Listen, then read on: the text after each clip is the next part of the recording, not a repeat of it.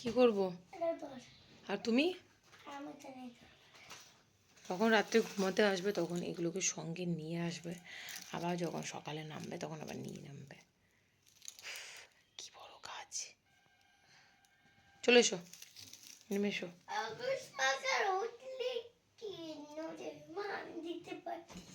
ওরে বাবা রে, চলে গেলাম আমি, থাকো। নেমে এসো, তাড়াতাড়ি তাড়াতাড়ি তাড়াতাড়ি নেমে এসো, করে এইসব নিয়েই আর কি সকালটা শুরু হলো। আর এখন বাজছে পুরো 7টাতে আজকে ঘুম থেকে উঠেছি আমরা দুজনে একসঙ্গে। নিচে গিয়ে ফ্রেশ হয়ে রেডি হই, কারণ আজকে স্কুল রয়েছে, স্যাটারডে হলো। সো আবার তো চলে নিচে। কোথায় বসে আছে ঋষি, চলুন দেখাই আপনাদের।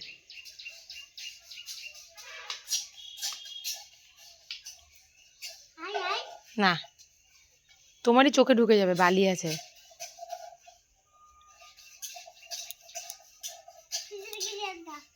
ফ্রিজে মাটি কেন?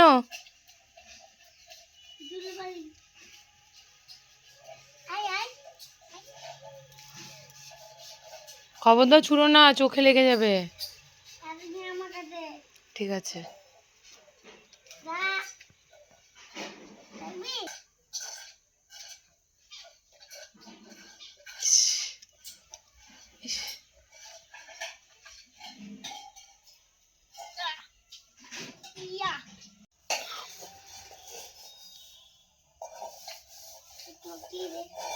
খুলে দেবো, উপরে গেঞ্জিটা গরম লাগছে না?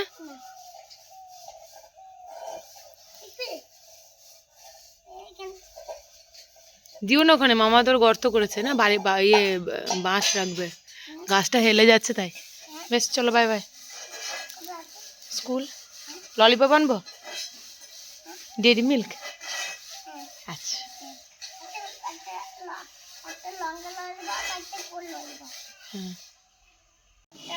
হ্যাঁ, দিয়ে কি বানানো হবে? ছিটিও না, চোখে লাগবে।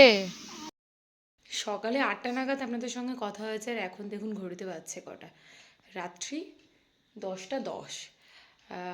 কারণটা বলি, এই দুদিন থেকে মানে এত লং গ্যাপ চলছে ব্লগের মাঝে।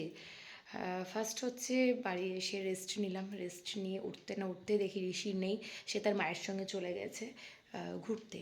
তো ভাবলাম ওয়ার্কআউটটা স্টার্ট করি। ওয়ার্কআউটটা স্টার্ট করতে না করতেই আমার কাছে একজন আসলো সাজতে। এবার আপনারা ভাবছেন আমি কি বিউটিশিয়ান যে সাজাচ্ছি?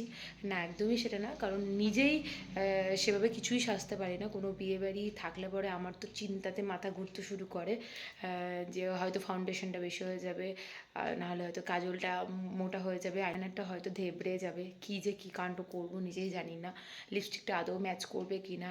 আর যদি শাড়ির ম্যাচিং ব্লাউজ না থাকে বানানো, তাহলে তার সঙ্গে কি পরবো এই নিয়ে তো প্রচণ্ড কনফিউশনে থাকি। আর হেয়ার স্টাইল মানে একটাই, সেটা হচ্ছে যে খোপা করে নিয়ে একটা কাটা দিয়ে দেওয়া। তো এই কিছু ছাড়া, মানে এইসব কিছু ছাড়া আমি আর কিছুই করতে পারি না। আর আমি কি না অন্য কাউকে সাজাচ্ছি, তবে কি বলুন তো, হালকা নর্মাল একটা মেকআপ কিন্তু মোটামুটি আমি করতে পারি। নিজে যেমন সাজতে পারি না, তার থেকে একটু বেটার অন্য কাউকে সাজাতে পারি, খুব একটা ভালো বলবো না। তো যাই হোক, আমার এখানে একজন মানে পাশে আর কি থাকে, আপনারা অনেকবারই ব্লগে দেখেছেন। ঋষির দিদির, যেদিন সে দিদি এসেছিলো আর কি, ওর মাও এসেছিলো সঙ্গে। অ্যাকচুয়ালি এসেছিলো সেদিন ছিল বিয়ে, আর আজকে আছে রিসেপশন। সেদিনও শাড়িটারি পরিয়ে দিয়েছিলাম, আজকেও শাড়িটা পরিয়ে দিয়েছিলাম। শাড়িটা কিন্তু আমি খুব সুন্দর করে নিজেও পরতে পারি এবং অন্যকে পরাতে পারি, এটা আমার মধ্যে একটা খুব ভালো একটা ট্যালেন্ট রয়েছে। তো এইসব করতে করতে গোটা সন্ধ্যেটা কাটলো। তারপর তো ঋষির পিছনে ছোটাছুটি, ওকে নিয়ে একটু খেলার ছলে পড়ানো, এইসব করলাম। তারপরে মশাইকে রেডি করলাম, রেডি করে উনি গেলেন বিয়েবাড়ি। তবে বিয়েবাড়ি কিন্তু ভরা পেটে গেল, কারণ ঋষি বিয়েবাড়িতে গিয়ে কিচ্ছু খায় না, শুধুমাত্র আইসক্রিম ছাড়া। টেবিলে বসার সঙ্গে সঙ্গে শুরু করে দেবে, আমাকে আইসক্রিম দিন আর আইসক্রিম দিন। তারপর তো একটা প্ল্যান চলছে যে কালকে যেহেতু আমরা ঘুরতে যাচ্ছি, এখনও অবধি আমি আপনাদেরকে বলিনি যে কোথায় যাচ্ছি, একদম কালকে আপনাদেরকে একটা সারপ্রাইজই দেবো। মানে গিয়ে পৌঁছাবো যখন ঠিক তখনই আপনাদের সঙ্গে শেয়ার করবো যে কোথায় এসেছি। আর হয়তো বলার দরকার হবে না, দেখেই আপনারা বুঝতে পেরে যাবেন যে আমি কোথায় এসেছি। যাই হোক, একটু সাসপেন্স আপনারা থাকুন, রাতটুকু সকালে উঠেই তো আপনারা জানতে পারছেন। আর বললামই ঋষির কাছে বিয়েবাড়ি, তার মা দাদা মামার সাথে। আমি যাইনি, তার কারণটা হচ্ছে যে আমার শরীরটা খুব একটা ভালো নেই। আর আজকে ভালো নেই মানে হচ্ছে যে কালকে রাত্রে মানে ডিনারটা স্কিপ করেছিলাম। অ্যান্ড দেন সকালবেলা থেকে না একটু গরমটা এখানে বেশি, গরমের জন্য শরীরটা একটু কেমন খারাপ খারাপ মনে হচ্ছে। কালকে যেহেতু যাবো এক জায়গায়, খুব সকাল সকাল উঠে বেরোনো রয়েছে, তার জন্য আজকে এই বিয়েবাড়ি খাওয়া দাওয়াটা আর কি একটু অ্যাভয়েডই করলাম। সো যাই হোক, আজকের ব্লগটাকে আমি আর লেন্দি করবো না। ঋষি যখন আসবে তখন তাকে নিয়ে ঘুমটা পাড়াবো, ঠিক আছে? কিন্তু আপাতত আমি আমার নিজের কাজগুলো সেরে নিই, গোছাগুছিগুলো একটু করে নিই। দেখা হচ্ছে কালকে নিউ ব্লগের সঙ্গে। সবাই খুব ভালো থাকবেন, সুস্থ থাকবেন, অবশ্যই কিন্তু কালকের ব্লগটা ফলো করবেন। আপনাদের অনেক অনেক অনেক ভালো লাগবে কালকের ব্লগ।